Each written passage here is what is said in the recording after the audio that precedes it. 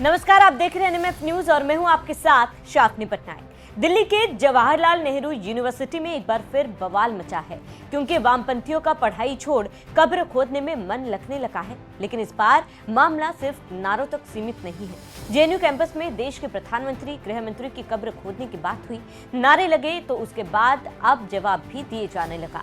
बजरंग दल और विश्व हिंदू परिषद ने जेएनयू में लगे नारों के खिलाफ हुंकार भरी।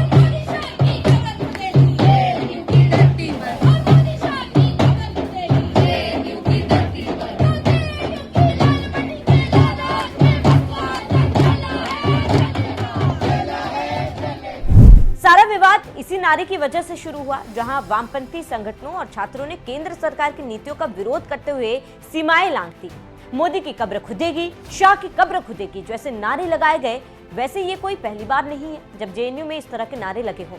समय समय पर इस तरह से विवादित नारे जेएनयू में लगते रहे हैं, लेकिन अब ऐसे नारों का जवाब भी दिया जा रहा है। प्रधानमंत्री और गृह मंत्री के खिलाफ लगे आपत्तिजनक नारों के विरोध में बजरंग दल ने सामूहिक रूप से हनुमान चालीसा के पाठ का कार्यक्रम रखा। तो वहीं वीएचपी के दिल्ली प्रांत मंत्री सुरेंद्र गुप्ता ने कहा कि हम जेएनयू में ही उनकी कब्र खोद देंगे।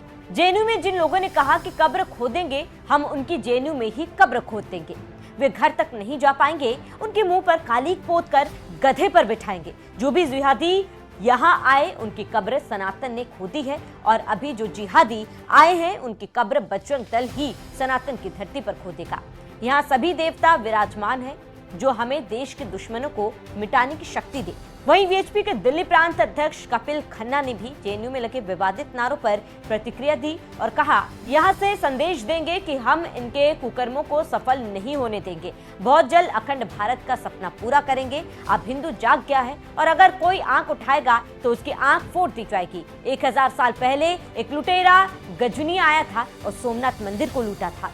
उसने बार बार तोड़ा, हमने बार बार बनाया और आज अपने पुराने स्वरूप से ज्यादा भव्य बना। हमने 500 साल संघर्ष किया और प्रभु राम जी का मंदिर बनाया। ये संकल्प है हमारा कि जो हमसे टकराएगा चूर चूर हो जाएगा। एक तरफ वीएचपी और बजरंग दल ने मोर्चा खोला है, तो दूसरी तरफ बीजेपी के नेता भी जेएनयू में लगे नारों पर बयान दे रहे हैं। दिल्ली सरकार में मंत्री कपिल मिश्रा ने कहा कि सपोलों के सिर कुचले जा रहे हैं, इसीलिए बिलबिला रहे हैं। ये बात जेएनयू की नहीं है, ये कुछ लोग हैं जो इस प्रकार के देश विरोधी नारे, धर्म विरोधी नारे लगाना, ये अफजल गुरु के लिए भी नारे लगाते हैं, सुप्रीम कोर्ट के फैसलों के खिलाफ भी नारे लगाते हैं, आतंकवादियों के समर्थन में नारे लगाते हैं, नक्सलवादियों के समर्थन में नारे लगाते हैं।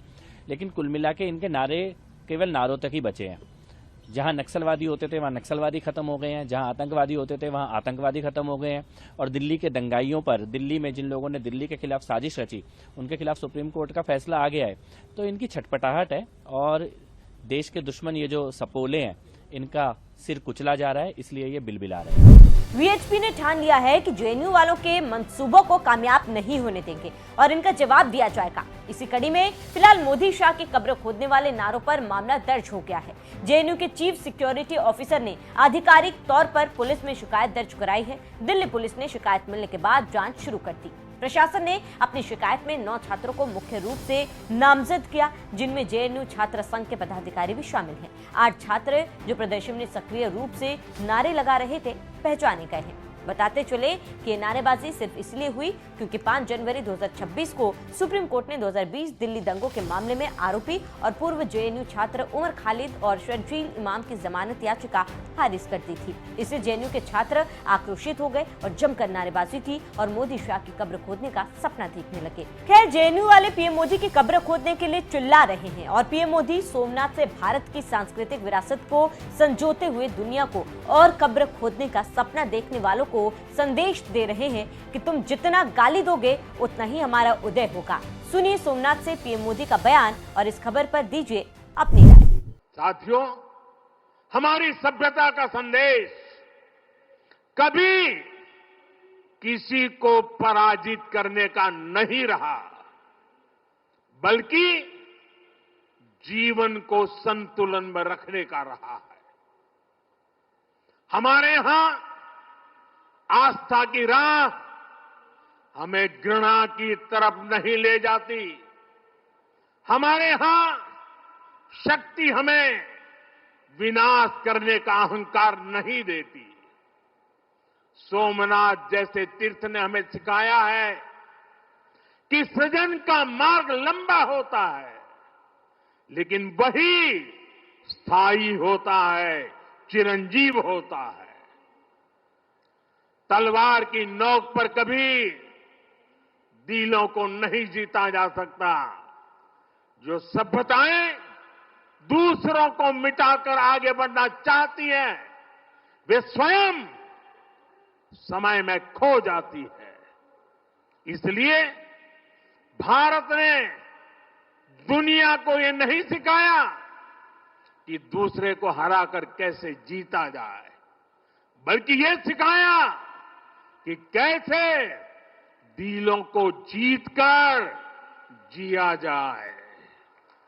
ये विचार आज दुनिया की जरूरत है। सोमनाथ की 1000 वर्षों की गाथा पूरी मानवता को सीख दे रही है। इसलिए आइए हम संकल्प करें, हम विकास की ओर आगे बढ़ें, कदम से कदम मिलाकर चले, कंधे से कंधा मिलाकर चले, मन से मन को जोड़कर चले। लक्ष्य को ओझल दिए हुए बिना हम चलते चले और साथ ही अपने अतीत और अपनी विरासत से भी जुड़े रहें। हम आधुनिकता को अपनाते हुए अपनी चेतना को संभाले रखें। आइए सोमनाथ स्वाभिमान पर्व जैसे आयोजनों से प्रेरणा लेते हुए विकसित होने के मार्ग पर तेजी से चले। हर चुनौती को पार करते हुए हम अपने लक्ष्य तक पहुंचे।